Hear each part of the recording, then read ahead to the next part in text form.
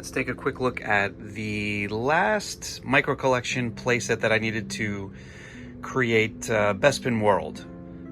This will be a quick look at the Bespin freeze chamber. I have said it before, but I will say it again with a little bit of shame, just because I know I'm in the minority. But I've always been a fan of the micro collection series from Kenner for Star Wars. I had a couple when I was a kid, and I love them. So as an adult collector, I always wanted to go back and complete the Bespin World set, which is the combination of the gantry, the control room, and the freeze chamber here. A lot of the reason being that my favorite film from the original trilogy is The Empire Strikes Back, and Bespin is, I do feel like, an underserved set piece or series of set pieces from the film, and subsequently underserved in the toy arena as well. So I was always kind of fascinated with the Bespin micro collection playsets. I never had the freeze chamber as a kid, so I am really happy to have this now. And just a shout out to this kind of subdivision of original vintage Kenner toys. As far as collecting for Star Wars, the micro collection, they were in clearance bins, you know, back in the mid 80s, and that kind of holds true in the secondary market for adult collectors. These things go for a lot cheaper than the standard Kenner Star Wars line with those vehicles and the 3 3/4 inch figures. And for what these are, or rather for the scale of these playsets, they really do pack a lot of detail and play features in. So we will take a quick look at the box, which I happen to have. It is not too difficult to find these sets complete, sealed in box, or at least with the original boxes on eBay. This one's not in the best condition, but still happy to have it. And there are the 3 sets combined in like 2 configurations. And I'll put those together at the end of this little video.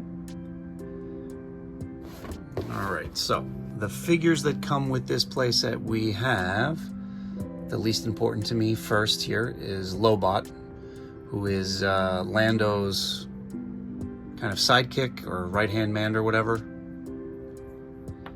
These, of course, are all die cast. Here is Lando.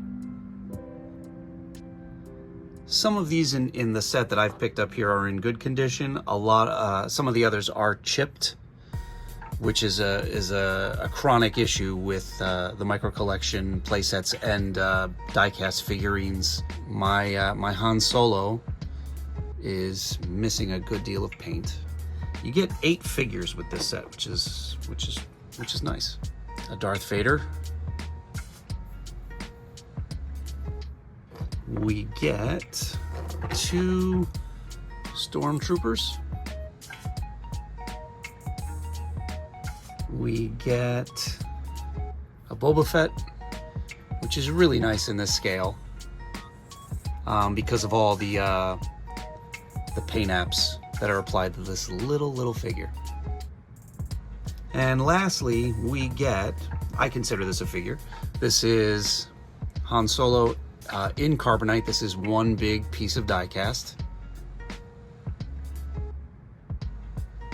So you do get a lot of figures and just a lot of features, and there's a lot of fun packed into these little sets. Okay, so the freeze chamber itself is a bunch of molded gray panels and pieces of plastic, all set on a fairly squarish base. But there is a lot going on no matter what angle you're looking at the set from. There is some room to set things up due to your personal preferences as far as setup. For example, this bridge can be positioned here, or going from the top deck down to the second one. I guess technically 1, 2, 3, 4. There's 4 or 5 surfaces on which you can set up your figures. This staircase seems very movable as well. It's not, I don't know if this is modular, like you can put this set of stairs somewhere else, but I gather that when the first person to own this set, when they took this out of the box, this piece was just something that clipped in there. So down on this first level here, let me get this out of the way. There is a doorway here that slides open. There's not much that you can see in there. This is where some of the magic happens with the play gimmick. But nonetheless, it is a place you could also set up some figures. There is a decent amount of stickers that have been applied to this. All right, so most of what this playset is about happens right up here. So right up there on top of that little platform there is a little clip which is meant for securing Han in position, like so. On top here you have these two levers. The larger of the two you use to lower Han Solo down. Then with the other handle, which you use to lower, sort of like a cap. Then the back one, I rotate, I guess like 180 degrees. And then you reveal a Hansicle, which is a really fun, simple, but effective play gimmick. And obviously it's exactly what the freeze chamber should do. But to pull that off so kind of elegantly in such a small play set, you know, I definitely give it props.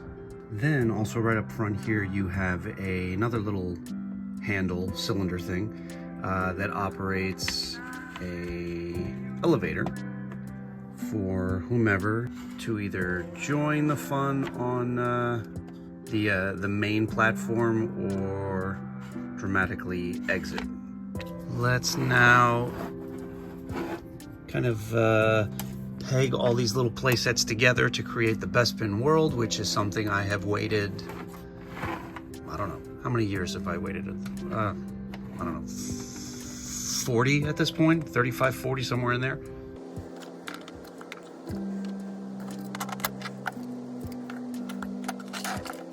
All right, so unless I'm missing something, I'm just going based off of the pictures on the box.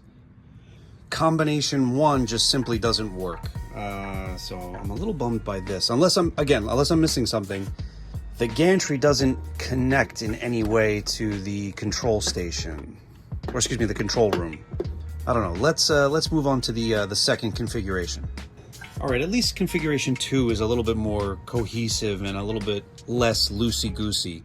Both the gantry and the control room have clear, like, docking points and ports. Nothing fits together too tightly, but at least it's obvious where things go.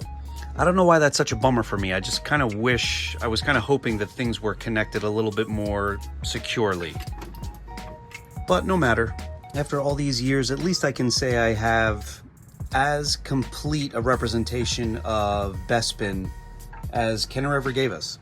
And that is just a quick look at the Star Wars Micro Collection Freeze Chamber playset, and subsequently the Bespin World playset.